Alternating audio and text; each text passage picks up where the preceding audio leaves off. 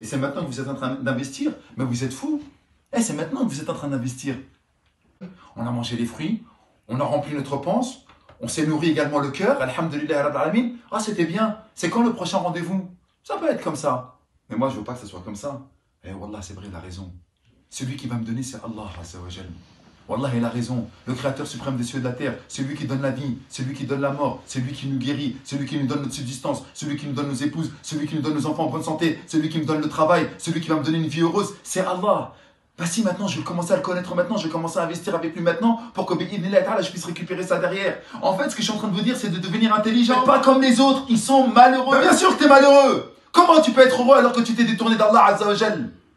Et vous pensez, subhanallah, parce qu'il vous montre le faux brillant de la vie d'ici-bas. Wallah, que c'est un faux brillant. Vous voyez les paillettes, les projecteurs qui sont dans le devant de la scène, comme il est en train de raconter. Ça, c'est le devant de la scène. La fille, elle est maquillée, le mec, machallah, elle est bien habillée, etc.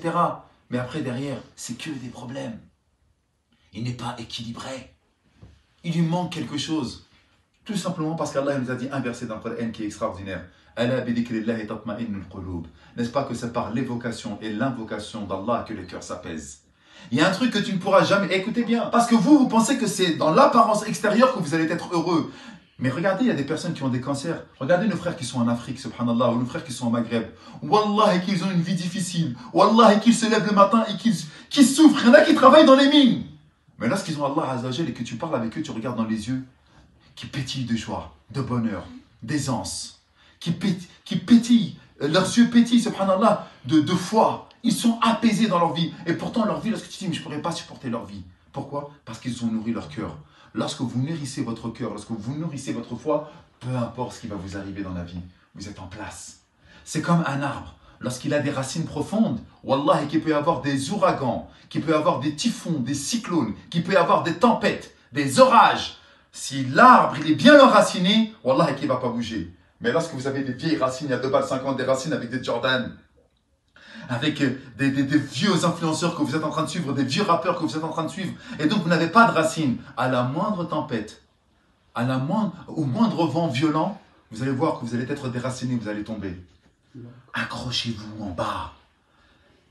Votre foi, c'est quoi? On parle de quoi là? On parle des piliers de la foi, on parle des piliers de l'islam. Si vous avez les piliers de l'islam, les 5 piliers de l'islam, et si vous avez les 6 piliers de la foi, alhamdulillah, vous êtes bien enraciné. Rien ne peut vous arriver. Mais lorsqu'on avait fait un live la dernière fois sur Insta, lorsqu'on vous parle des anges, vous ne les calculez même pas, les anges. Vas-y, que je vais mettre du haram, que je vais regarder du haram. Vas-y, c'est pas grave. Tu crois que les anges vont rentrer? Ou que je vais mettre des photos, subhanallah, dans les appartements, tu crois que les anges vont rentrer?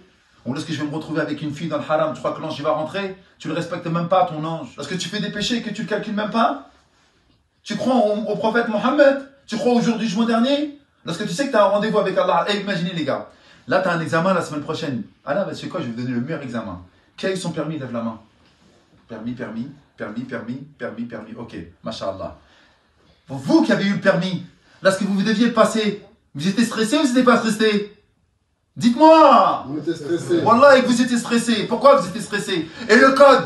Ah, vous étiez stressé, le code. Wallah, vous connaissez les règles de conduite par cœur. C'est vrai ou c'est pas vrai? Oui, je lève la voix, c'est pas grave. Pourquoi? Parce que vous saviez que vous aviez un examen et que vous deviez vous retrouver devant l'inspecteur. Pourtant, nous, on a l'examen de l'examen. Et 17 fois par jour dans notre prière, Maliki Yawmiddin, le maître du jour de la rétribution. On a un vrai examen. Mais là, ce que tu ne prépares pas, ça veut dire que tu n'y crois pas à cet examen. C'est factuel, les gars, je suis désolé de vous le dire. Mais réfléchissez, lorsqu'on passe le permis, lorsque vous passez votre bac, vous allez réviser, vous allez être stressé. Parce que vous savez que vous avez un examen. Un croyant, un musulman, il sait qu'il a un examen avec Allah Azza wa Jal, mais il ne fait pas la prière. Il sait qu'il doit rendre des comptes à Allah Azza wa Jal, mais il va regarder des choses haram, il va faire des choses haram, il va côtoyer du haram. Mais c'est que vous ne croyez pas. Et alors, vous avez préparé le jour du jugement dernier? Vous avez préparé le jour où on va mettre vos actions dans la balance? Est-ce que ça va être dans la balance de vos bonnes actions ou dans la balance de vos mauvaises actions? Est-ce que vous avez préparé le jour où vous allez mourir? Alors que vous savez très bien qu'il y a beaucoup de jeunes qui sont en train de mourir. Est-ce que vous saviez si c'était les anges de la miséricorde qui allaient venir récupérer vos âmes ou les anges du châtiment? On ne calcule pas, les mecs. C'est la vérité. Et bien, vous savez pourquoi je vous raconte tout ça? Juste pour vous montrer d'un point de vue factuel où j'en suis. Moi, j'aime bien donner des faits. J'aime bien être factuel. J'aime bien être concret. Ça nous permet de savoir où j'en suis. Parce que là, les discours, c'est magnifique. On peut vous en sortir des longs discours, machallah, ce qu'il faut. Mais il faut s'interroger à un moment ou à un autre. Est-ce que j'ai préparé mon examen comme j'ai préparé mon permis? Mon examen réel, c'est-à-dire Yawmuddin, Yawmul Qiyamah, le jour où je me présenterai devant Allah, Jalla fi'ala.